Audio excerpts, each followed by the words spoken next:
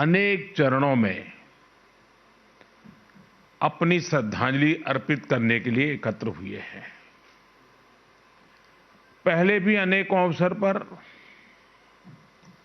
हमें दीनदयाल जी से जुड़े कार्यक्रमों में शामिल होने का, अपने विचार रखने का और अपने वरिष्ठ जनों से विचार सुनने का अवसर मिलता रहा है। यहां पर तो सभी लोग उस विचार परिवार के सदस्य हैं। दीनदयाल जी जिसके मुखिया की तरह, एक प्रेरणा की तरह अविरत रूप से हमें प्रेरणा देते रहे हैं। आप सबने दीनदयाल जी को पढ़ा भी है और उन्हीं के आदर्शों से अपने जीवन को गढ़ा भी है। और इसलिए आप सब उनके विचारों से, उनके समर्पण से भली भांति परिचित है। मेरा अनुभव है और आपने भी महसूस किया होगा कि हम जैसे जैसे दीनदयाल जी के बारे में सोचते हैं, बोलते हैं, सुनते हैं, उनके विचारों को पढ़ने का प्रयास करते हैं, हमें उनकी बातों में, उनके विचारों में हर बार एक नई ताजगी, एक नया दृष्टिकोण, एक नवीनता का अनुभव होता है। उनके विचार आज भी उतने ही प्रासंगिक है जितने तब थे और आने वाले समय में भी उतने ही आवश्यक रहेंगे जितने आज है। एकात्म मानव दर्शन का उनका विचार मानव मात्र के लिए था। इसलिए जहां भी मानवता की सेवा का प्रश्न होगा, मानवता के कल्याण की बात होगी, दीनदयाल जी का एकात्म मानव दर्शन प्रासंगिक रहेगा ही रहेगा। एकात्म मानव दर्शन में विशेष रूप से इन 3 शब्दों में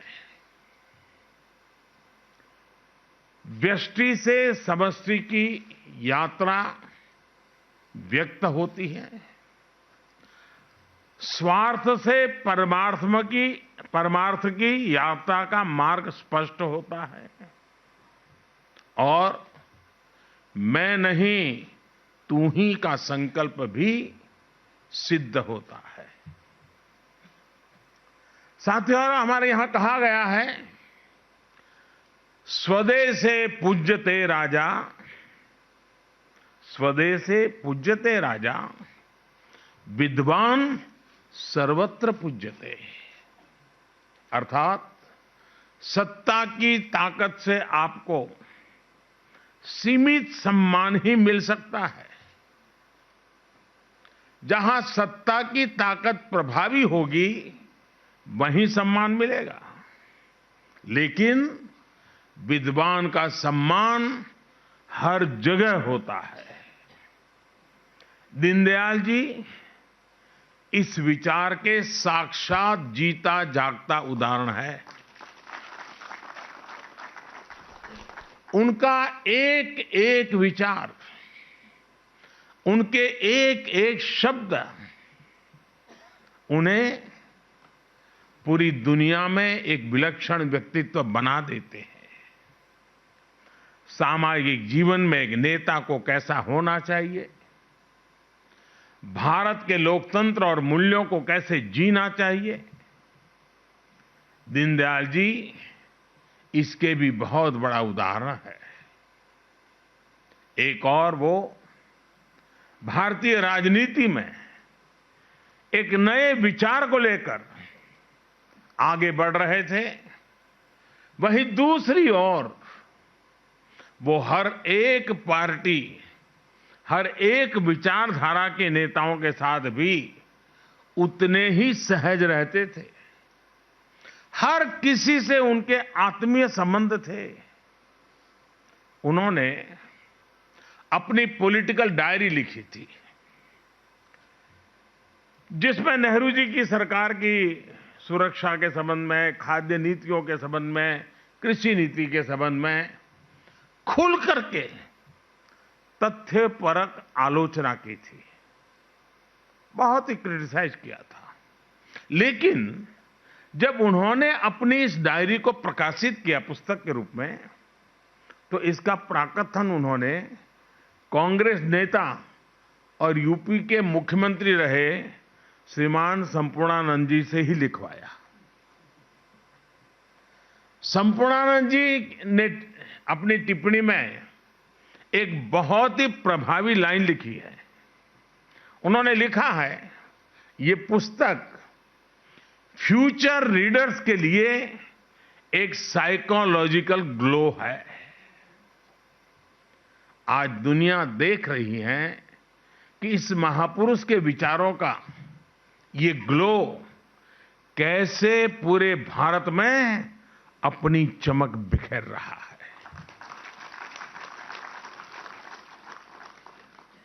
साथियों, हमारे शास्त्रों में कहा गया है, स्वदेशो भुवनम त्रयम, स्वदेशो भुवनम त्रयम, अर्थात अपना देश ही हमारे लिए सब कुछ है, तीनों लोकों के बराबर है। जब हमारा देश समर्थ होगा तभी तो हम दुनिया की सेवा कर पाएंगे, एकात्म मानव दर्शन को सार्थक कर पाएंगे। दीनदयाल उपाध्याय जी भी यही कहते थे। उन्होंने एक स्थान पर लिखा था, एक सबल राष्ट्र ही विश्व को योगदान दे सकता है। यही संकल्प आज आत्मनिर्भर भारत की मूल अवधारणा है। इसी आदर्श को लेकर ही देश आत्मनिर्भरता के रास्ते पर आगे बढ़ रहा है।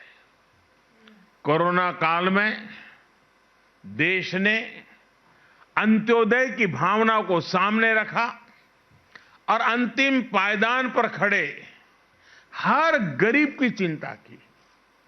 आत्मनिर्भरता की शक्ति से देश ने एकात्म मानव दर्शन को भी सिद्ध किया, पूरी दुनिया को दवाएं पहुंचाई और आज दुनिया को वैक्सीन भी पहुंचा रहा है। साथियों, देश की एकता अखंडता के लिए भी आत्मनिर्भरता की जरूरत पर दीनदयाल जी ने विशेष जोर दिया था। 1965 में भारत पाक युद्ध के दौरान भारत को विदेशों से हथियार के लिए निर्भर रहना पड़ता था और दीनदयाल जी ने कहा था कि हमें सिर्फ अनाज में ही नहीं बल्कि हथियार और विचार के क्षेत्र में भी भारत को आत्मनिर्भर बनाना होगा। उनके इस विजन को पूरा करने के लिए भारत आगे बढ़ रहा है। आज भारत में डिफेंस कॉरिडोर बन रहे हैं, स्वदेशी हथियार बन रहे हैं और तेजस जैसे फाइटर जेट्स भी हवा में उड़ान भर रहे हैं। हथियार के क्षेत्र में आत्मनिर्भरता से अगर भारत की ताकत और भारत की अर्थव्यवस्था मजबूत हो रही है, तो विचार की आत्मनिर्भरता से भारत आज दुनिया के कई क्षेत्रों में नेतृत्व दे रहा है। आज भारत की विदेश नीति दबाव और प्रभाव से मुक्त होकर राष्ट्र प्रथम के नियम से चल रही है। नेशन फर्स्ट, प्रकृति के साथ सामंजस्य का दर्शन दीनदयाल जी ने हमें दिया था। भारत आज इंटरनेशनल सोलर अलायंस का नेतृत्व करके दुनिया को वही राह दिखा रहा है।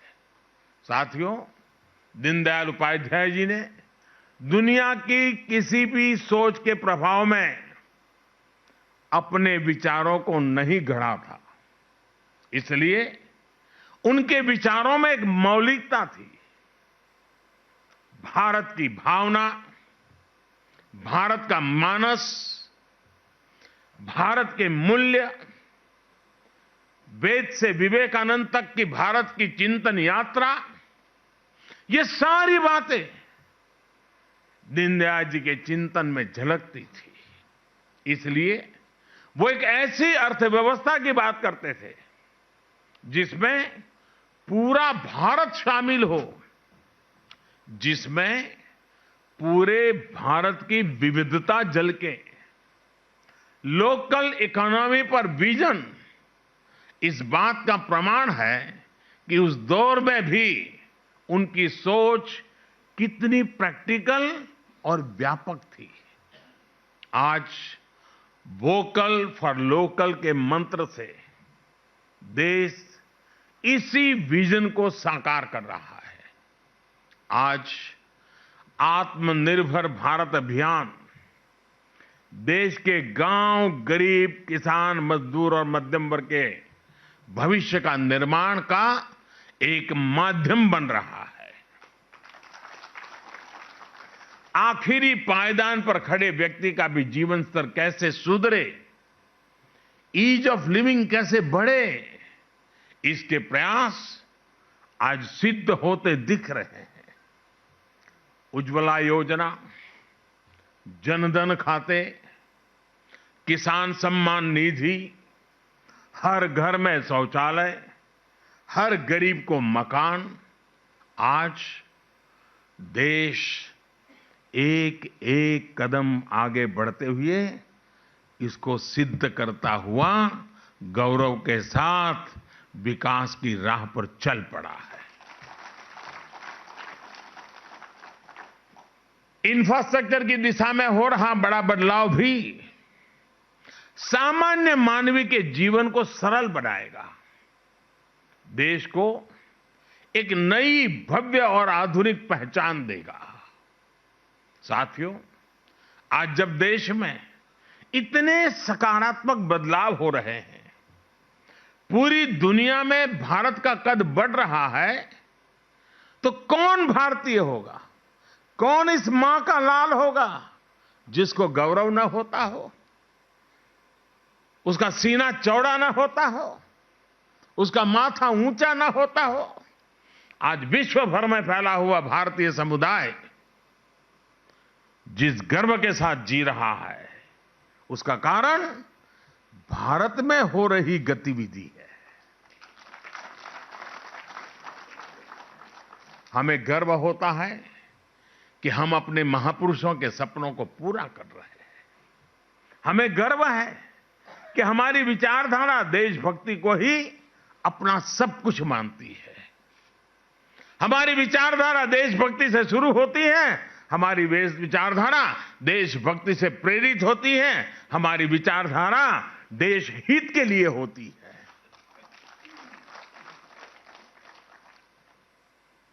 हम उसी विचारधारा में पले हैं जो विचारधारा राष्ट्र प्रथम, नेशन फर्स्ट की बात करती है।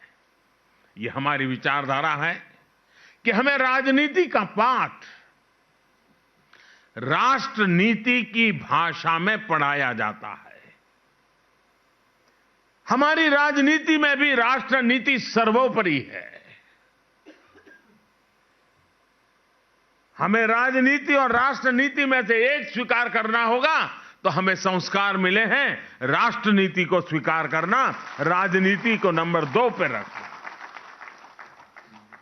हमें गर्व है कि हमारी विचारधारा सबका साथ, सबका विकास, सबका विश्वास की बात करती है। उस मंत्र को जीती है। आप देखिए, हमारी पार्टी ने अपनी सरकारों में ऐसी कितनी ही उपलब्धियां हासिल की हैं जिन पर आपको गर्व होगा, आने वाली पीढ़ियों को गर्व होगा। जो निर्णय देश में बहुत कठिन माने जाते थे, राजनीतिक रूप से मुश्किल माने जाते थे, हमने वो निर्णय लिए और सबको साथ लेकर लिए। उदाहरण के तौर पर देश में नए जनजाति कार्य मंत्रालय का गठन, जनजाति समुदाय को हमारे आने के बाद थोड़ा था, पहले भी था, लेकिन उस मंत्रालय का, अलग मंत्रालय का गठन भाजपा की ही सरकार में हुआ है। ये भाजपा का सरकार की ही देन है कि पिछड़ा आयोग भी उसको संवैधानिक दर्जा मिल सका, संवैधानिक स्टेटस हमारे यहां मिल सका। और ये भाजपा की ही सरकार है जिसने सामान्य वर्ग के गरीब लोगों को भी आरक्षण देने का काम किया है।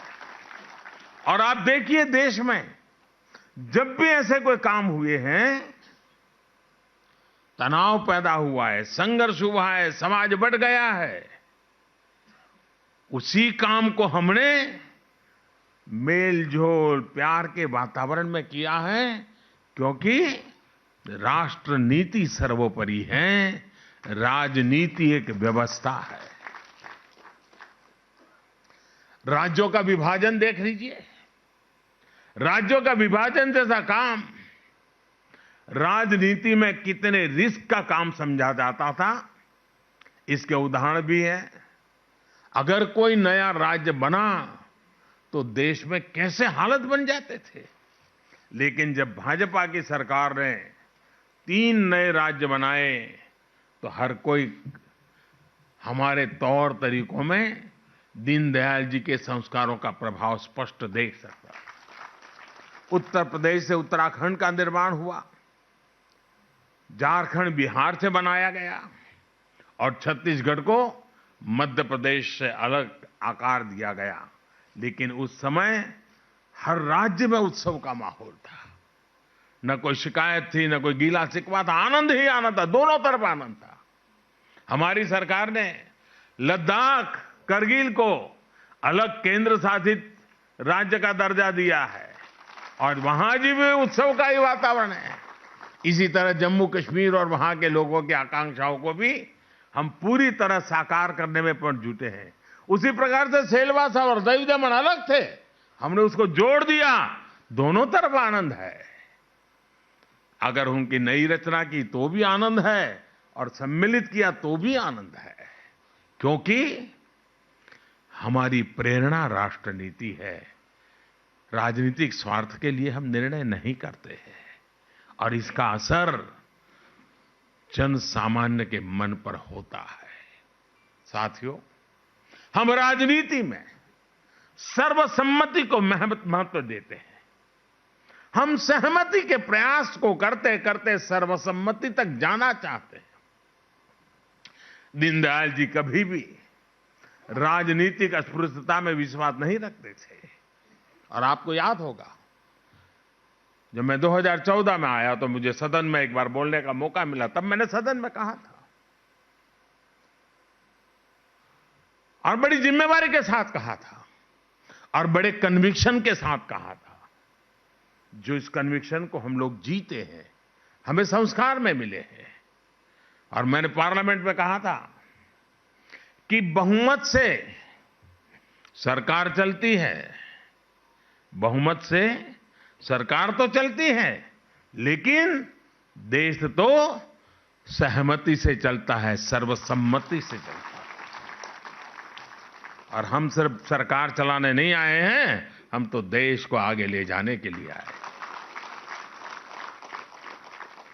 हमारे राजनीतिक दल हो सकते हैं, हमारे विचार अलग अलग हो सकते हैं, हम चुनाव में पूरी शक्ति से एक दूसरे के खिलाफ लड़ते हैं, पर इसका मतलब ये नहीं कि हम अपने राजनीतिक विरोधी का सम्मान न करें। आपने देखा होगा प्रणब मुखर्जी साहब, हमें भारत रत्न देने में गर्व हुआ। वे कोई हमारी पार्टी के नहीं थे, हमारे आलोचक थे। अभी आसाम में तरुण गोगोई जी, नागालैंड में एमसी जमीर जी, ये सारे हमारे राजनीतिक विचार थे, हमारे राजनीतिक दल से कोई लेना देना नहीं था। न ही हमारी पार्टी का हिस्सा थे, न हमारे गठबंधन का हिस्सा थे, लेकिन राष्ट्र के प्रति उनके योगदान का सम्मान करना हमारा कर्तव्य। हमने पद्मश्री दिया, पद्म भूषण दिया। राजनीतिक अस्पृश्यता का विचार हमारा संस्कार नहीं है। आज देश भी इस विचार को, अस्पृश्यता के विचार को अब देश अस्वीकार कर चुका है। हां, ये बात जरूर है कि हमारी पार्टी में वंशवाद को नहीं, कार्यकर्ता को महत्व दिया जाता है। इसलिए आज देश हमसे जुड़ रहा है और हमारे कार्यकर्ता भी हर देशवासी को अपना परिवार मानते हैं। कहीं कोई आपदा आती है तो हमारे करोड़ों कार्यकर्ता अपना सब कुछ छोड़कर वहां पहुंच जाते हैं।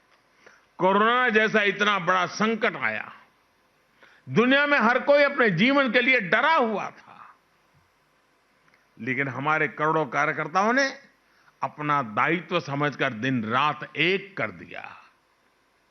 राष्ट्रीय अध्यक्ष जी ने पार्टी कार्यकर्ताओं से आह्वान किया था कि सरकार के साथ साथ वो भी अपनी जिम्मेदारी निभाएं। हर कार्यकर्ता ने सेवा के संकल्प को राष्ट्रव्यापी मिशन बना दिया था और मैं पार्टी का आभारी हूं, राष्ट्रीय अध्यक्ष जी का आभारी हूं कि मुझे वीडियो कॉन्फ्रेंस के माध्यम से देश भर के कार्यकर्ताओं के साथ इस कोरोना कालखंड में उन्होंने जो सेवा कार्य किए उसका वृत्त सुनने का अवसर मिला था। हमारे कार्यकर्ताओं ने कैसे कैसे संकटों को, रिस्क को उठाया था और कितने जी जान से उन्होंने गरीबों की सेवा की थी। किसी गरीब के घर में चूल्हा न जले, कोई गरीब रात को भूखा न सोए, इसके लिए भारतीय जनता पार्टी का गांव-गांव में कार्यकर्ता दिन रात लगा रहा था। मैं देख रहा था कि जब हमारे श्रमिक बंधु अफवाहों के चलते, भय के चलते और कुछ लोगों की राजनीतिक इरादों के चलते जब शहरों को छोड़ करके, रोजी रोटी छोड़ करके गांव की ओर चल पड़े थे, तब भारतीय जनता पार्टी के कार्यकर्ता राह पर खड़े रह करके उनको जूते तक देने की चिंता करते थे, उनकी दवाई की चिंता करते थे, उनके पानी की। ये सारा वृत्त मैं सुन रहा था, मेरे मन को छू रहा था और कार्यकर्ताओं के इस परिश्रम से मुझे भी काम करने की प्रेरणा मिलती थी। इस अभियान में किसी ने वोट बैंक की चिंता नहीं की। ये नहीं सोचा कि किसका वोट हमें मिलता, किसका नहीं मिलता। साथियों, हमारी पार्टी, हमारी सरकार आज महात्मा गांधी के उन सिद्धांतों पर चल रही है जो हमें प्रेम और करुणा के पाठ पढ़ाते हैं। हमने बापू की 150वीं जन्म जयंती भी बनाई और उनके आदर्शों को अपनी राजनीति में, अपने जीवन में भी उतारा। हमारी सरकार ने हमारे महापुरुषों को भी राजनीतिक समीकरण के चश्मे से कभी नहीं देखा। अब गरीब से गरीब व्यक्ति अपना हक बिना किसी भ्रष्टाचार के पा रहा है। पहले कितनी ही योजनाओं का पैसा गरीब तक पहुंच ही नहीं पाता था। आज उसके हक का वही पैसा सीधे उसके बैंक खाते में ट्रांसफर किया जा रहा है। कितनी ही योजनाएं ऐसी थी जिसमें लाभार्थियों की सही पहचान नहीं हो पाती थी। जो अपात्र होते थे वो इसका फायदा उठा लेते थे, लेकिन अब टेक्नोलॉजी की वजह से वो सारी पुरानी अवस्थाएं बदल गई हैं। करोड़ों ऐसे नाम जो सिर्फ कागजों में थे, जो किसी गरीब का हक उस तक पहुंचने नहीं देते थे, उन नामों को हटाया जा चुका है। आज 1,80,000 करोड़ रुपए से अधिक गलत हाथों में जाने से पैसा बच रहा है। टेक्नोलॉजी का बेहतर इस्तेमाल आपको अपने क्षेत्र के लोगों के साथ कनेक्ट करने में बहुत मदद कर सकता है।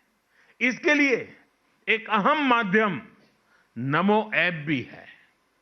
नमो ऐप पर जो टूल्स हैं वो आपको जनता जनार्दन से संवाद में सहायता कर सकते हैं। मैं चाहता हूं मेरे सभी सांसदों के लिए ये हथियार बहुत काम आए। आप थोड़ा समय दीजिए उसके साथ, आप देखिए उसमें इतनी चीजें हैं जो आपके क्षेत्र के लोगों से संपर्क बनाने के लिए वो एक बहुत बड़ा साधन, बहुत बड़ा हथियार, बहुत बड़ा माध्यम आपके टेलीफोन में उपलब्ध, आपके मोबाइल फोन में उपलब्ध है। आप उसका फायदा उठाइए। और उसकी अच्छी एक बड़ी ताकत ये है कि ये टू वे कम्युनिकेशन का भी बहुत अच्छा प्लेटफॉर्म है। आप अपने कार्यकर्ताओं के साथ छोटी मोटी मीटिंग आराम से कर सकते हैं। उसके ऊपर आप लोगों तक अपनी बात पहुंचा सकते हैं और लोग भी उतनी ही आसानी से अपनी बात आप तक पहुंचा सकते हैं। साथियों, आजादी के 75 वर्ष का अवसर आज हमारे एकदम सामने खड़ा है। आत्मनिर्भर भारत को लेकर आज पूरे देश में एक चेतना जगी है। मैं आपसे आग्रह करूंगा, पार्टी की हर इकाई, देश में भी, राज्यों में भी, जिले में भी और पोलिंग बूथ तक, हर इकाई आजादी के 75 साल निमित्त कम से कम 75 ऐसे कोई न कोई काम हम करेंगे। कर सकते हैं क्या? कम से कम 75 काम के साथ हम जुड़ेंगे।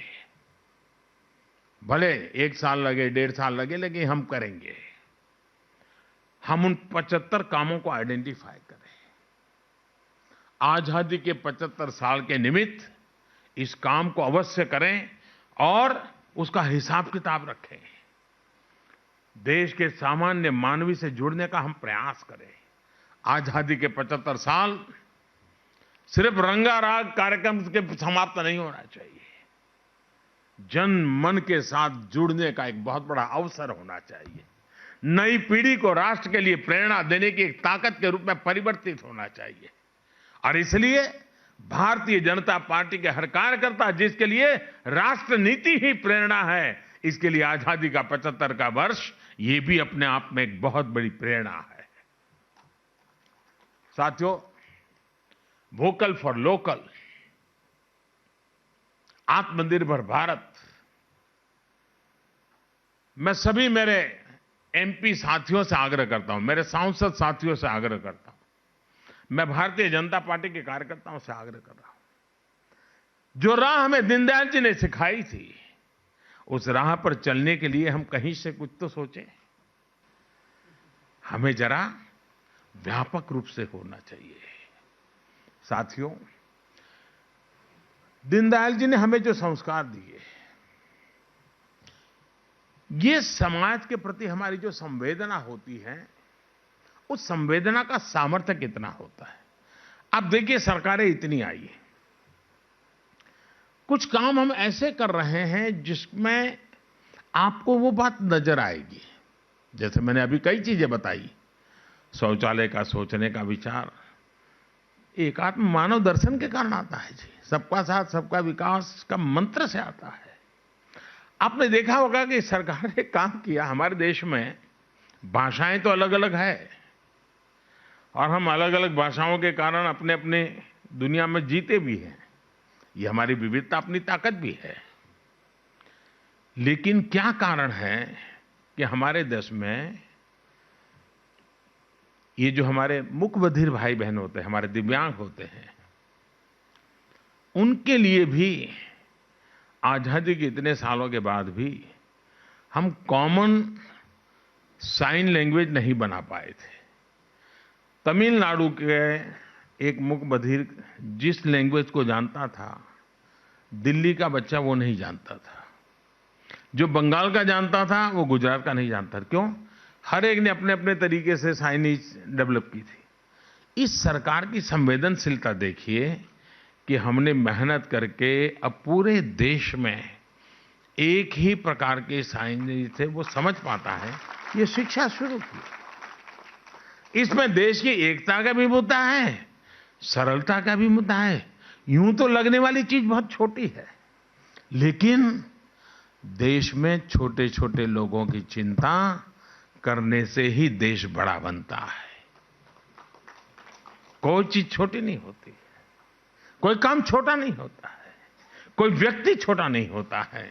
किसी आवश्यकता हमें छोटी लगती हो, लेकिन उसकी जिंदगी में वो बहुत बड़ी होती है। ये जो है ना, एकात्म मानव दर्शन का एक रूप है, और इसलिए हम लोगों का काम है कि हम कैसे करें। पंडित दीनदयाल जी के जीवन को देखें,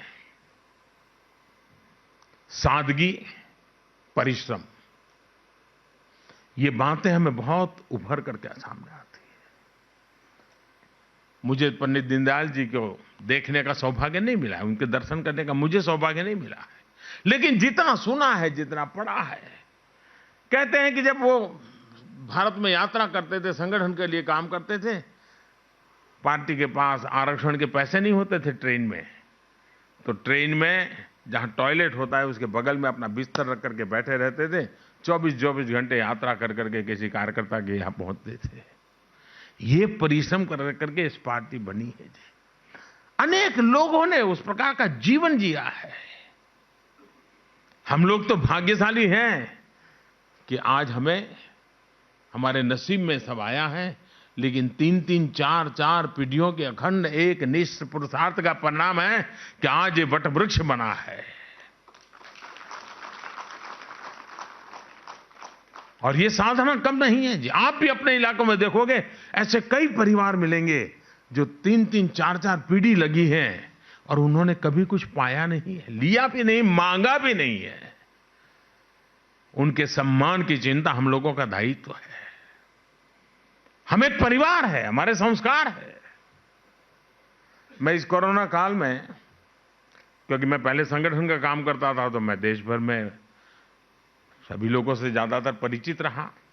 बीच में ये गुजरात मुख्यमंत्री बन गया तो थोड़ा मेरा संपर्क कम भी हो गया, लोग भी बदल गए। लेकिन मैंने इस कोरोना काल में सुबह हर दिन 25-50 लोगों से फोन पर बात करने का एक कार्यक्रम बनाया मैंने। और जो भी बड़ी आयु के हैं, 70-75 के आयु के आसपास के पुराने लोग, सबको फोन करके उनके आशीर्वाद मांगता था। आप कल्पना कर सकते हैं, आप में से क्षेत्र में कई लोग होंगे जिनको पास मेरा फोन गया होगा। वे इतने आशीर्वाद देते थे, कोई शिकायत नहीं करते थे। फोन आया तो फिर ज्यादातर देख कहता, अरे भाई मोदी जी, इतना काम है आपके पास, आप काहे को मेरी इतनी चिंता करते हो, अरे हम कर लेंगे। ये परिवार भाव, ये अपने आप में एक बहुत बड़ी ताकत होता है जी। हमने इसे कभी नहीं भूलना चाहिए। आप देखिए, दीनदयाल जी के पास क्या था? कुछ नहीं था जी। वे अनिकेत थे, वे अकिंचन थे, न घर था, न धन था, लेकिन हमारे दिलों में आज भी है। साथियों, ऐसी प्रेरक व्यक्तित्व, ऐसे प्रेरक विचार, ऐसी परंपरा की विरासत हमारे पास जब हो, तब हमें राष्ट्र सेवा के हमारे संकल्पों से कोई विचलित नहीं कर सकता है, कोई हमें विमुख नहीं कर सकता है। साथियों, एक राष्ट्र जब किसी लक्ष्य को लेकर के आगे बढ़ता है, तो उस लक्ष्य के प्राप्ति की जो प्रक्रिया है, उसमें व्यक्ति निर्माण का कार्य होता है। उस लक्ष्य के प्रति उत्साहित, समर्पित, संकल्पित लोग देश के लिए तो मूल्यवान होते ही हैं, वो किसी भी संगठन के लिए भी उतने ही मूल्यवान होते हैं। इसलिए एक संगठन के रूप में हमारे सामने अवसर हैं कि इस प्रक्रिया में हमें ऐसे कई नए लोग, खासकर युवा साथी मिलेंगे, जिनके स्वभाव में देश के लिए कुछ करना, देशवासियों के प्रति प्रेम, यह सब सहज रूप से होगा। अलग अलग क्षेत्रों से ऐसे लोगों को भाजपा से जोड़ना, यह भी हमारी प्राथमिकता होनी चाहिए। हमें हमारा परिवार का विस्तार करना चाहिए। हिंदुस्तान की सीमाएं उतनी ही भाजपा की सीमाएं होनी चाहिए।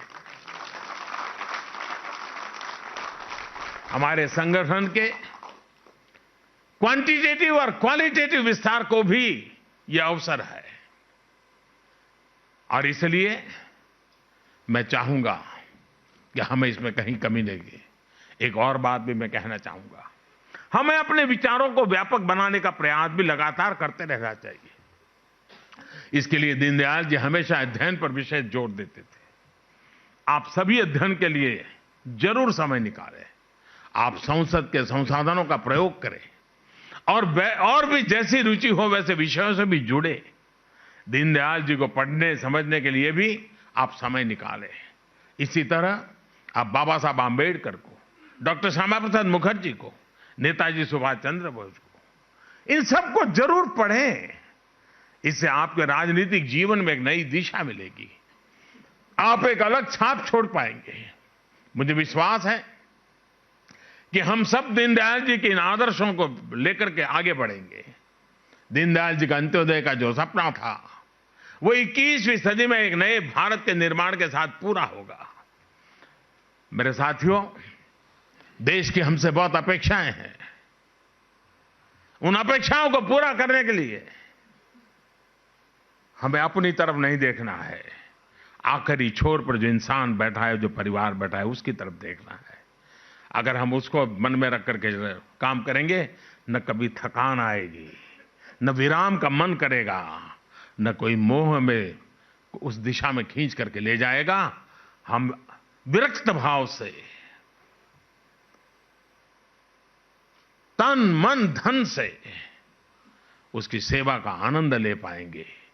इसी एक भाव के साथ जब हम आगे बढ़ना चाहते हैं तो आखिर में एक पंक्ति दोहरा करके पंडित दीनदयाल उपाध्याय जी को आदरपूर्वक श्रद्धांजलि देते हुए, आप सबको अनेक अनेक शुभकामनाएं देते हुए मैं यही कहना चाहूंगा, राष्ट्रभक्ति ले हृदय में, राष्ट्रभक्ति ले हृदय में, हो खड़ा यदि देश सारा। राष्ट्रभक्ति ले हृदय में, हो खड़ा यदि देश सारा। संकटों पर मात कर, संकटों पर मात कर, यह राष्ट्र विजयी हो हमारा, यह राष्ट्र विजयी हो हमारा। बहुत बहुत धन्यवाद।